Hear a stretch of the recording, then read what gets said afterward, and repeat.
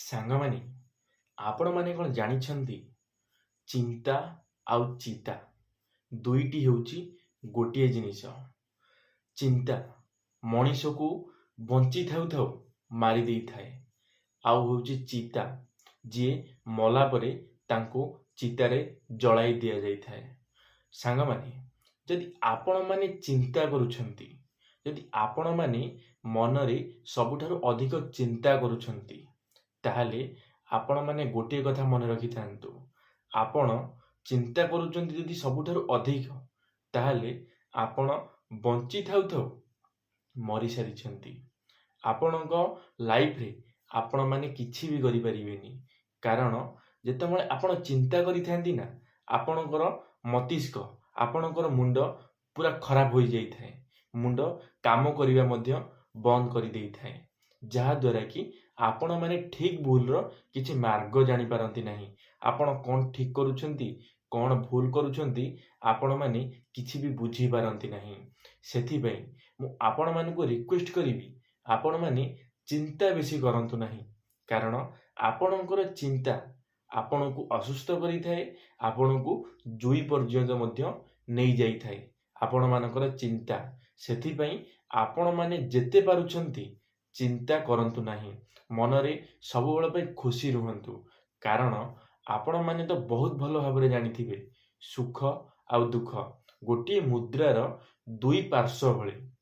ସୁଖ ଆଉ ଦୁଃଖ ଗୋଟିଏ ମୁଦ୍ରାର ଦୁଇଟି ପାର୍ଶ୍ୱ ଭଳି।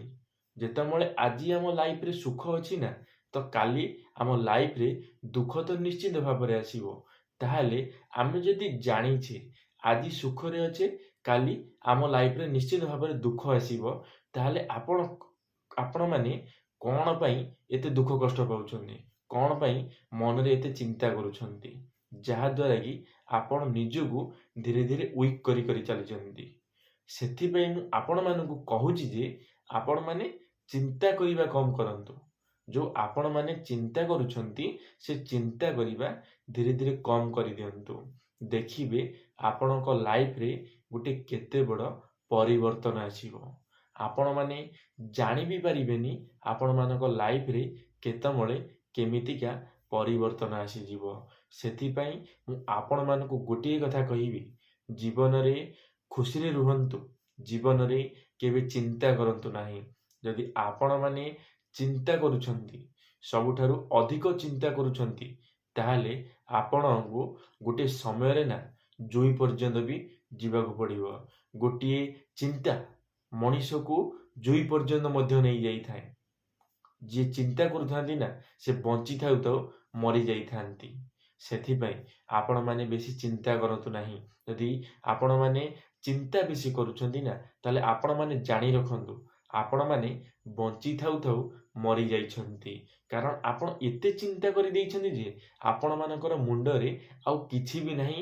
ଆପଣମାନେ କିଛି ବି ବୁଝିପାରୁନାହାନ୍ତି, କିଛି ବି ଜାଣିପାରୁନାହାନ୍ତି, କ'ଣ କରିବାଟା ଠିକ୍ ହେବ, କ'ଣ କରିବାଟା ଭୁଲ ହେବ। ସେଥିପାଇଁ ମୁଁ ଆପଣମାନଙ୍କୁ ରିକ୍ୱେଷ୍ଟ କରିବି, ଆପଣମାନେ ଜୀବନରେ ବେଶୀ ଚିନ୍ତା କରନ୍ତୁ ନାହିଁ। ଯାହା ଆପଣମାନଙ୍କର ଲାଇଫରେ ହବାରେ ଥିବ ନା, ସେ ନିଶ୍ଚିତ ଭାବରେ ହବ। ଯଦି ଆପଣମାନେ ଅଧିକ ଚିନ୍ତା କରିବେ, ସେ କାମ କ'ଣ ସକ୍ସେସ୍ ହେଇଯିବ? କେବେ ବି ହେଇପାରିବ ନାହିଁ। ଯଦି ଆପଣ କିଛି କରିବାକୁ ଚାହୁଁଛନ୍ତି, ତାହେଲେ ଆପଣ ବୁଝି ବିଚାରି, ଯାହା ଆପଣମାନେ କରିବାକୁ ବି ଚାହୁଁଛନ୍ତି, ବୁଝି ବିଚାରି କାମ କରନ୍ତୁ, ଭାବି ଚିନ୍ତି କାମ କରନ୍ତୁ। ଦେଖିବେ ଆପଣ ଆପଣଙ୍କ ଲାଇଫରେ ବି ସକ୍ସେସ୍ ପାଇବେ, ଆପଣଙ୍କୁ ବେଶୀ କିଛି ଚିନ୍ତା କରିବାକୁ ମଧ୍ୟ ପଡ଼ିବ ନାହିଁ।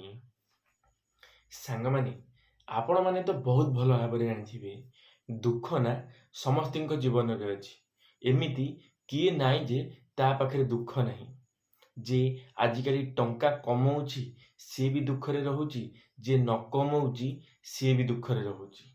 ତାହେଲେ ଆପଣମାନେ ଜାଣିଛନ୍ତି, ଯାହା କତିରେ ଟଙ୍କା ଅଛି ସିଏ ଦୁଃଖରେ ରହୁଛି, ଯାହା କତିରେ ଟଙ୍କା ନାହିଁ ସିଏ ବି ଦୁଃଖରେ ରହୁଛି। ଯଦି ଆମ କତିରେ ଟଙ୍କା ଅଛି, ତ ଆମେ କ'ଣ ପାଇଁ ଦୁଃଖରେ ରହିବା? ଯଦି ଆପଣମାନେ ଜାଣିପାରୁଛନ୍ତି କି ଏ ଲୋକ ପାଖରେ ତ ଟଙ୍କା ଅଛି, ସବୁ କିଛି ଅଛି, ତାପରେ ବି ଏ ଦୁଃଖରେ ରହୁଛି। ଯେଉଁମାନେ ଗରିବ, ଯାହା କତିରେ ବେଶୀ ଟଙ୍କା ସୁନା ନାହିଁ, ଯାହା କତିରେ କିଛି ବି ନାହିଁ, ଯେ ଖାଲି ଦିନକୁ 2 ଓଳା ଖାଇବାକୁ ପାଉଛି, ଆଉ କିଛି ତା ପାଖରେ ନାହିଁ। ତ ସିଏ ଦେଖୁଛି, ସିଏ ବି ତ ଦୁଃଖରେ ରହୁଛି ଟଙ୍କା ସକାଶେ, କାହିଁକିନା ତା କତିରେ ଟଙ୍କା ନାହିଁ, ଟଙ୍କା ଆସିପାରୁନି, ରୋଜଗାର କରିପାରୁନି, ଭଲସେ ପଇସା ଇନକମ୍ କରିପାରୁନି, ତା ଘର ଲୋକଙ୍କୁ, ତା ପିଲା ଛୁଆଙ୍କୁ ଭଲସେ ଭଲ ପିନ୍ଧିବାକୁ ଦେଇପାରୁନି, ଭଲ ଖାଇବାକୁ ଦେଇପାରୁନି, ସେ ସେଥିପାଇଁ ଦୁଃଖରେ ଅଛି। ହେଲେ ଗୋଟିଏ ବଡ଼ ଲୋକ ଯିଏ ଭଲ ଖାଉଛି, ତା ପିଲାମାନଙ୍କୁ ଭଲ ସ୍କୁଲରେ ପାଠ ପଢ଼ଉଛି, ସବୁ କିଛି ଭଲ କରୁଛି, ସିଏ ବି ଦୁଃଖରେ ରହୁଛି। ତ ଏହାର କାରଣ କ'ଣ? କାରଣ ଦୁଃଖ ହେଉଛି ନା ଆମର ଗୋଟେ ଜୀବନର ଗୋଟିଏ ଭିତ୍ତିଭୂମି, ଯୋଉଟା କୁହନ୍ତି ନା, ଆମ ଜୀବନରେ ଏଇଟା ଘଟିବ। ଯଦି ଆମ ଜୀବନରେ ଦୁଃଖ ନାହିଁ ନା, ତାହେଲେ ଆମ ଜୀବନରେ କିଛି ନାହିଁ। ଯଦି ଆମ ଜୀବନରେ ସୁଖ ନାହିଁ, ତ ଆମ ଜୀବନରେ କିଛି ନାହିଁ। ଦୁଃଖ ଆଉ ସୁଖ, ଏ ଦୁଇଟା ଜିନିଷ ଆମ ଲାଇଫରେ ନିଶ୍ଚିତ ଭାବରେ ରହିବା ଦରକାର। କାରଣ ଯଦି ଦୁଃଖ ସୁଖ ଆମ ଲାଇଫରେ ରହୁନାହିଁ, ତାହେଲେ ଆମେ ଜାଣିପାରିବା ନାହିଁ ଯେ କେଉଁ ଲୋକ ଆମର ନିଜର, କିଏ ଆମର ପର। କାହିଁକି ନା ଯଦି ଆପଣମାନେ ଖୁସିରେ ରହୁଛନ୍ତି, ତାହେଲେ ଖୁସିରେ ଆପଣଙ୍କ ପାଖରେ ସମସ୍ତେ ରହିବେ। ଖୁସି ସମୟରେ ଆପଣଙ୍କ ପାଖରେ ସମସ୍ତେ ଥିବେ, ହେଲେ ଦୁଃଖ ସମୟରେ କେହି ନଥିବେ। ଦୁଃଖ ଏଥିପାଇଁ ଆସିଥାଏ ଯେ, ଦୁଃଖ ତ ତମ ଲାଇଫରେ ଆସିଥାଏ, ହେଲେ ବହୁତ ଲୋକଙ୍କୁ ଚିହ୍ନେଇ ଜଣେଇ ଦେଇ ଯାଇଥାଏ। ଯେଉଁ ଲୋକମାନଙ୍କୁ ଆପଣମାନେ ଚିହ୍ନି ପାରୁନାହାନ୍ତି, ସେମାନଙ୍କୁ ଚିହ୍ନେଇ ଦେଇ ଯାଇଥାଏ ଦୁଃଖ। ସେଥିପାଇଁ ସାଙ୍ଗମାନେ, ଆଶା କରିବି ଆପଣମାନେ ଆପଣଙ୍କ ଲାଇଫରେ ବେଶୀ ଚିନ୍ତା କର ନାହିଁ, ବେଶୀ ଦୁଃଖ ପାଅ ନାହିଁ। ଧନ୍ୟବାଦ ସାଙ୍ଗମାନେ। ଆଶା କରିବି ମୋର এই ଭିଡ଼ିଓଟି ଆପଣମାନଙ୍କୁ ନିଶ୍ଚିତ ଭାବରେ ଭଲ ଲାଗିଥିବ। ଯଦି ମୋ ମୁହଁରୁ କିଛି ବି ଭୁଲ ଶବ୍ଦ ବାହାରି ଯାଇଥିବ, ତାହେଲେ ଛୋଟ ଭାଇଟେ ଭାବି କ୍ଷମା କରିଦେବେ। ଯଦି ଆପଣମାନେ ଆମ ଟକିଂ ଅଲ୍ ୟୁଟ୍ୟୁବ୍ ଚ୍ୟାନେଲରେ ପ୍ରଥମ ଥର ପାଇଁ ଆମ ଟକିଂ ଅଲ୍ ୟୁଟ୍ୟୁବ୍ ଚ୍ୟାନେଲକୁ ସବସ୍କ୍ରାଇବ୍ କରି ବେଲ୍ ଆଇକନ୍କୁ ଅଲ୍ରେ କ୍ଲିକ୍ କରିବେ। କାରଣ ଆମ ଚ୍ୟାନେଲରେ ଯେବେ କିଛି ନୂଆ ମୋଟିଭେସନାଲ୍ ଭିଡ଼ିଓ ଛଡ଼ାଯିବ, ଆପଣମାନେ ସର୍ବପ୍ରଥମେ ଦେଖିପାରିବେ। ଧନ୍ୟବାଦ ସାଙ୍ଗମାନେ। ଜୟ ଜଗନ୍ନାଥ, ଜୟ ମା ଶାରଳା, ଜୟ ଶ୍ରୀକୃଷ୍ଣ।